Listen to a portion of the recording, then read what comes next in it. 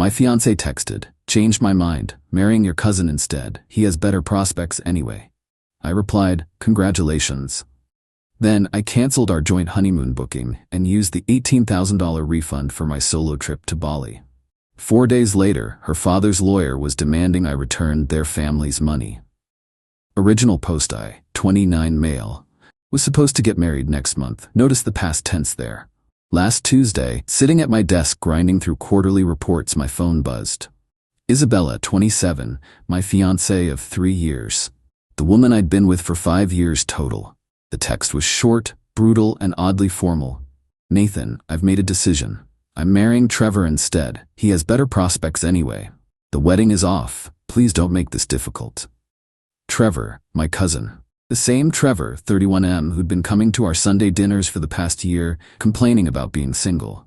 The same Trevor who just landed some hotshot finance job 3 months ago and wouldn't shut up about his signing bonus. I stared at my phone for maybe 2 minutes, then typed back, "Congratulations." That was it. No argument, no begging, no rage, just one word. Then I got to work. See, Isabella came from money, old money. Her dad, Harrison, owned multiple businesses, and they'd insisted on contributing to our wedding. But here's the thing, they wanted control, so they put the deposits in my name since the groom should handle these things. Their words, not mine. The honeymoon package alone was $18,000, 2 weeks in Bali, 5-star everything, already paid in full. The venue deposit was another $8,000. Catering deposit, $6,000. All technically under my control. By 3 p.m. that day, I'd canceled the honeymoon booking, got lucky with their 30-day cancellation policy, full refund. Immediately booked a solo trip to Bali for myself, same resort, better room, for 3 weeks instead of 2. Cost me $11,000, leaving $7,000 in my pocket. Canceled the venue, lost half the deposit but got $4,000 back. Canceled the catering, got $4,500 back. They were cool about it. Changed all the passwords to our wedding planning accounts. Blocked Isabella on everything except email. Needed a paper trail. Total recovered, $26,500. Not bad for an afternoon's work. Then I drove to our apartment. Well, my apartment that she'd been living in rent-free for 2 years. Packed all her stuff into boxes. Designer clothes, jewelry I'd bought her, her collection of overpriced skincare. Everything. Neat and organized, labeled clearly. Left them in the building's storage room with a note for the super that she'd be picking them up. Texted Trevor from my work phone. "Congrats on the engagement. Isabella's belongings are in storage at my building. Pick them up by Friday or they go to Goodwill." Then I called my boss, told him I needed 3 weeks off starting in 2 weeks. He knew about the wedding, assumed I needed time to deal. Approved immediately. That evening, Isabella called 17 times. I didn't answer. Finally, she emailed, "Nathan, we need to talk about the wedding arrangements. A lot of money is involved." I replied, "All vendors have been notified and handled accordingly. Best wishes for your future." Wednesday morning, Harrison started calling. Let it go to voicemail. "Nathan, we need to discuss the wedding finances immediately. This is unacceptable." Thursday, Isabella showed up at my office with her sister Monica, 25. Security wouldn't let them up without my approval. I didn't approve. Friday morning, the real fun started. Update 1. So Friday afternoon, I'm packing for Bali when I get a knock at my door. Not Isabella. I'd already made it clear she wasn't welcome. It was a process server. Harrison had his lawyer send me a formal demand letter. The gist? I owed them $32,000, their investment in the wedding, plus emotional damages to Isabella. They claimed the money given for the wedding was a conditional gift, contingent on the marriage happening, and since I'd unilaterally canceled everything, I'd stolen from them. The letter was so full of legal word salad, it was almost funny. Almost. I immediately called my buddy Derek, who's a contract lawyer. Sent him everything, receipts, text messages, the works. He laughed, actually laughed. "Dude, they put everything in your name. No written agreement about conditions. She broke the engagement. You're golden. This is intimidation tactics." But the entitlement didn't stop there. Saturday morning, I wake up to 43 messages in my family WhatsApp group. My Aunt Janet, Trevor's mom, had gone nuclear. Nathan is trying to destroy Trevor's happiness. He's keeping Isabella's money out of spite. My mom responded first. Janet, your son stole Nathan's fiancée. Sit down. Trevor himself chimed in. I didn't steal anyone. Isabella made her choice. Nathan needs to return the wedding money and move on like an adult. My younger brother Marcus, 26M. Trevor really said that with his whole chest? LMAO, the audacity. Then Isabella created a Facebook post. Oh, this was rich. Some people can't handle rejection with grace. Keeping money that isn't yours is theft. I feel sorry for anyone who dates someone so vindictive. Trevor and I are happy, and no amount of pettiness will change that. Also, Nathan, you're not fooling anyone. We all know you could never afford Bali on your own. The comments were split. Her friends rallied around her, calling me trash. My friends posted screenshots of her text dumping me for my cousin. It turned into a whole thing. But here's where it gets really good. Derek did some digging. Turns out, when Harrison gave me those checks for the deposits, he had his assistant email me confirmation of gift for wedding expenses. The word gift appeared 17 times in various emails. No conditions mentioned anywhere. Derek was practically giddy. They screwed themselves trying to get tax write-offs. These are documented gifts, not loans. Then Sunday happened. I'm at my parents' house for dinner, Trevor obviously not invited anymore, when my dad's phone rings. It's Harrison. Dad put him on speaker without telling him. Savage. Richard, your son is being unreasonable. That money was for Trevor and Isabella's wedding. I thought it was for Nathan and Isabella's wedding? You know what I mean. The wedding Isabella is having. The one where she's marrying someone else after sending my son a text message, that wedding? This is about money, not feelings. No, Harrison, this is about your daughter making promises she didn't keep. Nathan didn't steal anything. You gifted him money for a wedding that your daughter canceled. Maybe teach her about consequences. I'll sue. Go ahead. Discovery should be interesting. I heard Isabella's been texting Trevor for months while engaged to my son. That'll look great in court. Dead silence. Then Harrison hung up. Monday morning, Derek sent a response letter to Harrison's lawyer. Professional, but brutal. Outlined the gift documentation, noted Isabella's admission via text that she ended the engagement, and mentioned that any further harassment would result in a restraining order. He also noted that attempting to file a frivolous lawsuit could result in them paying my legal fees. The extinction burst started Tuesday. Trevor showed up at my gym at 6 a.m. Tried to corner me in the locker room. Bro, just give the money back. This is getting messy. Trevor, you're marrying a woman who dumped her fiancé over text for money. Good luck with that. It wasn't about money. We fell in love. Cool, then you won't miss the money. By the way, how's that signing bonus? Should cover a nice wedding. His face went red. That's already allocated for. Not my problem. Just like Isabella's dad's gifts to me aren't your problem. He actually tried to chest bump me. Gym staff intervened. He got banned. I finished my workout. Wednesday was Instagram gate. Isabella posted photos of her and Trevor wedding planning. The venue? A VFW hall. The ring? Significantly smaller than the one I'd bought her, which she'd returned and I'd already sold, another $8,000 in my pocket. Her friends were hyping it up, but you could see the difference. The 5-star venue I'd booked versus a community center. Premium catering versus what looked like a buffet menu. Then came Thursday's masterpiece. I get an email from Isabella herself. Not her dad, not lawyers, just her. Nathan, I know you're hurt, but this is getting ridiculous. Yes, I fell for Trevor. It happens. We didn't plan it. But keeping that money is wrong. It was my father's money for my wedding. You're being petty and everyone knows it. Trevor doesn't have the funds to pay for everything like you did. If you ever cared about me, you'd do the right thing. Please. I sat on that email for an hour, then responded. Isabella, the money was gifted to me for our wedding, which you canceled via text to marry my cousin. I used my gifted money to book my vacation to heal from your betrayal. I wish you and Trevor exactly the happiness you both deserve.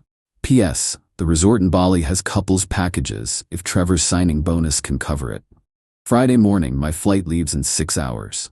Sitting in the airport lounge now, typing this up. Just got one last text from an unknown number, probably Monica. You'll regret this. We'll make sure everyone knows what kind of person you are. I replied with a photo of my first-class ticket to Bali. Already boarding, have a beautiful wedding. Then block that number 2. Update 2. From Bali. Been in Bali for 5 days now, and the drama followed me across the Pacific. First, the good stuff. This place is incredible. The villa they'd booked for our honeymoon? I upgraded it. Ocean view, private pool, personal butler service. Posted one sunset photo on Instagram. Just the view, no caption. 147 likes in 2 hours.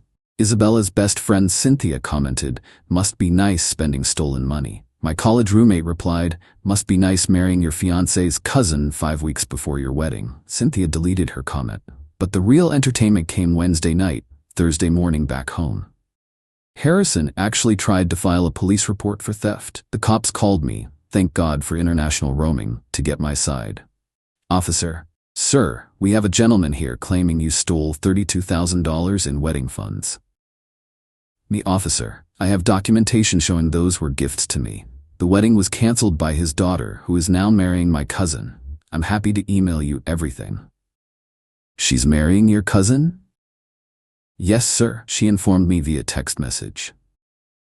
At that, "Sir, can you send those documents to this email address?" Sent everything. Got a call back an hour later. No charges would be filed.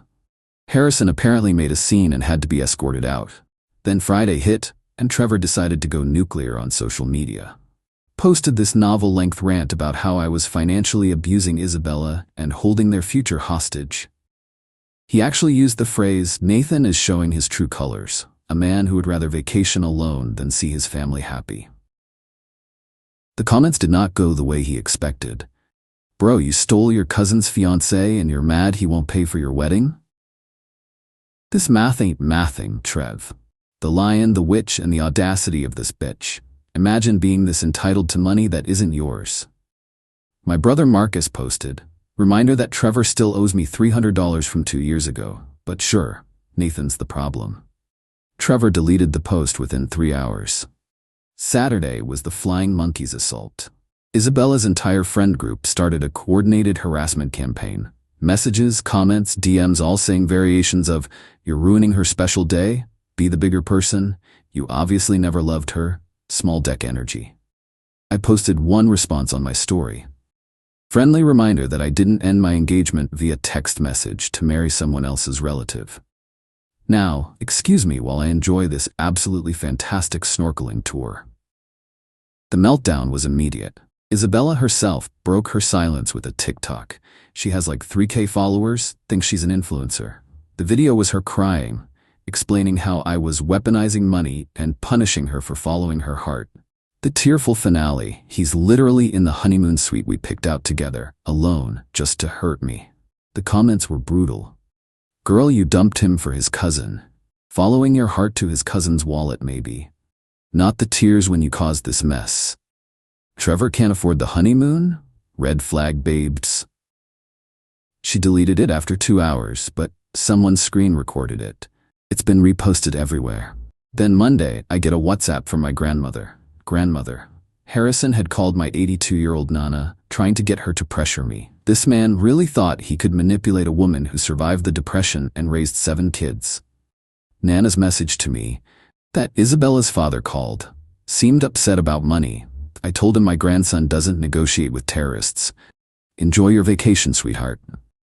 Nana's a gangster. But Tuesday brought the nuclear option. Harrison hired a different lawyer. This one sent an email, not a letter, an email, threatening to sue me for intentional infliction of emotional distress and conversion of funds. Derek responded with one line, "Please review the attached gift documentation and cease all contact with my client. Further harassment will result in counteraction." That's when Trevor made his biggest mistake. He replied all to the lawyer email chain, genius move, with, "Just pay them back, Nathan." I'll admit this all started when Isabella and I began talking 4 months ago, but that doesn't mean you should keep money meant for her wedding. 4 months ago. Derek immediately forwarded this to me with, "Christmas came early. I'm sitting here in paradise, watching the sunset, sipping something with too much rum in it, while back home, Isabella's dream wedding turned into a VFW hall buffet because Trevor spent his signing bonus on a Tesla he's been flexing on Instagram for 2 months. The universe has a sense of humor. Final update. Got back from Bali yesterday. 3 weeks of absolute peace aside from the digital entertainment. Honestly, the distance gave me perspective, and the drama that unfolded while I was gone was better than any Netflix series. So here's what happened. The wedding was last Saturday. I know because Marcus went, absolute legend, and live texted me everything. The venue, VFW Hall with wood paneling from the 70s. The catering, local Italian place, family style. The flowers, grocery store arrangements. The photographer, Trevor's friend with an iPhone 14 Pro. Now, I'm not shaming budget weddings, but this was Isabella, who once cried because the napkins at our tasting were too everyday. The girl who wanted exotic flowers flown in from Holland. The contrast was stark. The best part? Harrison gave a speech where he made multiple references to when you invest in something, you expect returns, and some people take advantage of generosity. According to Marcus, even Trevor looked uncomfortable. But the real bomb dropped during Isabella's speech. She actually said, "This isn't the wedding I dreamed of, but love is more important than material things. Trevor and I know that certain people tried to sabotage our happiness, but we're stronger together." Marcus said the room went quiet. My dad apparently got up and walked out. My mom followed. Half my family left during the speech. Then Sunday happened. I woke up to 73 messages.